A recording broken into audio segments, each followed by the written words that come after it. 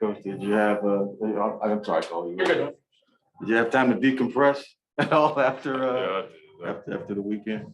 I had a chance to go back to Texas for a couple days and just kind of be off of schedule for 2 days and fish a little bit and think about the team and things we need to do without being rushed and all that. So that was a good time. Okay. How was practice yesterday? Because you guys hadn't been together in a while. So how was it? It was good.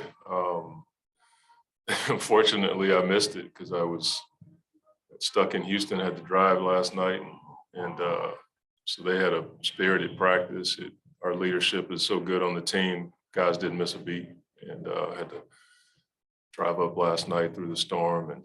And thankfully, I got here late last night safe. It was just part of life. So I'm grateful for the staff and leadership.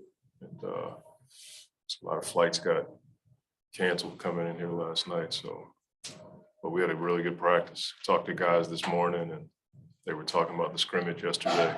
5-on-5 was pretty good. So it's always a good sign. Well, what time did you get here last night? I got here about 10:30, 11 o'clock, something like that. Just drove up from Houston. Wow, that's not exactly a short drive, Coach. No, but I mean, you do what you have to do to get back. You can't control the weather and flights and stuff like that, but it wasn't that big of a deal. People deal with it all the time. Cancel flights, try to rent a car and do the best you can. It was a little icy in Dallas, and OKC had a ton of snow on the ground, but I was fine. Okay. This is the first game without Chris, and just thinking of last year when you played the one game, I think it was against Cleveland without him. I mean, we had games in the playoffs without Chris, yeah. so it's not like we're used to it, but we've always talked about navigating uncertainty. This is not one of those situations, but it is a situation where we have to acclimate and adapt and adjust.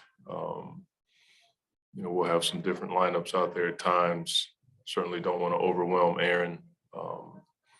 Elfrid is there. Maybe the first time we haven't had Cam and Chris. So that's a bit different, but we have different guys from an offensive standpoint that can initiate offense. Book will be a huge facilitator for us, and it's a bit of a blessing that we had that game before All-Star break where he played a lot of point guard. So we try to not just figure it out as we go along. We want to be productive and successful as we go along and try to put guys in a situation where they can be good and not be out there thinking too much. What do you feel like Elfrid and Aaron bring when they're out there to the table when the opportunity comes on the floor? I mean, Elfrid has veteran experience. He's been in a number of situations. He's been a starter. He's come off the bench. Aaron is a guy that he just balls. He's not afraid to make plays. He's not afraid to shoot. He's a better passer than I thought. I hadn't really dissected his game that way. I keep going back to the lob pass he had to Biz back home. That takes some know-how.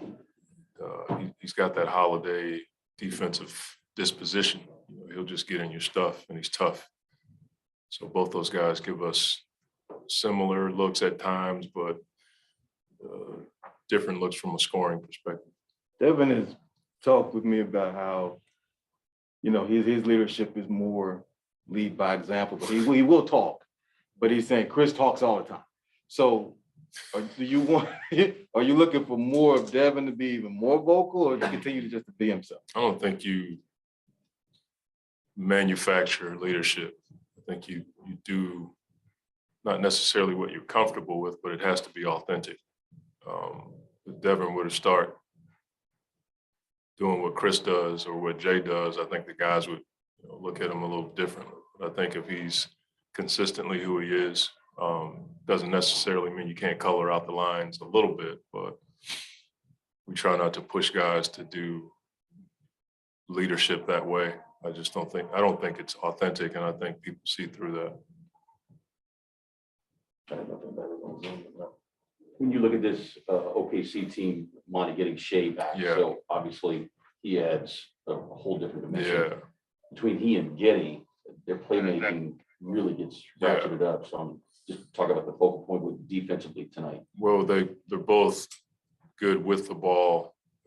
Shea has high usage for sure. He's probably the most used ISO player in the league. And so you got to be able to guard without fouling. And Giddey is just, he's turned into a triple-double threat.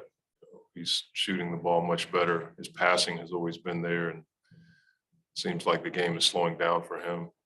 It's the late clock situations where you take out their first, second, and third option, and now they can play one-on-one with either one of those guys. Our shift defense has got to be at a high level to keep them out of the paint, but they do that really well. They've been consistent in that, so you're not going to take that totally away. I think you have to force as many tough twos as you can and then rebound the ball and get out. But we're going to play deep into the clock tonight defensively. We've got to have stamina to do that. When looking at adjustments without Chris, just overall, not necessarily offensively, but defensively, because he does so many things outside of just guarding his man. What do you feel like are just key adjustments on both ends without him on the floor? I mean, overall, we're just going to take it one game at a time. I don't want to get too far ahead. Life without Chris, it seems like a Netflix binge documentary or something like that. It's like we have to focus in, like from game to game, we'll see different teams, and that will somewhat dictate what you do. We'll be bigger without Chris, so that lends to more switching. That should, help our defense in some areas, but his leadership, his communication, and the know-how, his ability to get steals when no one else can get the steal or 50-50 balls is probably the best I've ever seen. And so you'll miss that, but I think our guys, as I said, will adapt as we did last year. It wasn't a big sample size, but I think our guys are looking forward to the challenge because they hear what everybody's saying. And as soon as the news got out, everybody forecasted fear, and that's not who we are. We're going to take it one game at a time and do what we do. Having Landry back, I'm sure that's welcome. So what do you feel like, what do you expect of him considering he hasn't played in, 3 weeks, 4 weeks maybe? I think we expect everything that he's done before his injury, the shooting, the defense, the playmaking capabilities. It's just good to have another guy with that kind of experience, especially when you lose Chris. Having that guy gives you a level of depth, and that's what we're going to rely on without Chris and Cam, is the depth that we have. And that's where, James has done a really good job of giving us guys that can, get right out there and not skip a beat. Well, sorry, Monty, I just wanted to ask you about Mikal. I think he's played every single game for all this year. He's playing about 35 minutes a game. What stands out to you about just his ability to kind of be an Iron Man for you and give you such great production on both ends of the floor in high volume minutes? Yeah, I'm not sure about the Iron Man part. He weighs like 75 pounds. But he just wants to play. I mean, that's what he hangs his hat on, getting out there and hooping. He just loves to play. He puts the work in. I'm not sure where it comes from, to be honest with you. I just think it's a part of his DNA, and we value it. We're not trying to push guys to gain some type of recognition for that, even though it's something that we feel like is a bit of a leadership example. But I'm not quite sure where it comes from. Maybe it's something his mother instilled in him, or maybe it's just who he is, but he just loves to play. We'll finish with Kellen Olson on Zoom. Hey, Monty, when you look at that first year you were here with Ricky and Devin averaged nearly 7 assists per game, was playing that facilitator role a bit more. What do you take from that year with him that you think can apply to these last 20, 25 games? I'm not quite sure how that group was totally different in that, Mikal was a lot younger. Mikal was playing more 4, then Kelly was on the team. So it's a different dynamic. I think Book will be much better just because he's been in our system longer. I think I have to just simplify things from a play call perspective so he doesn't get crowded with trying to manage the game the way that Chris does. But I'm sure there's some things from that time that will help him. But I think he's further along in our program, and I hope that helps him manage the game in a way that doesn't take away from what he does.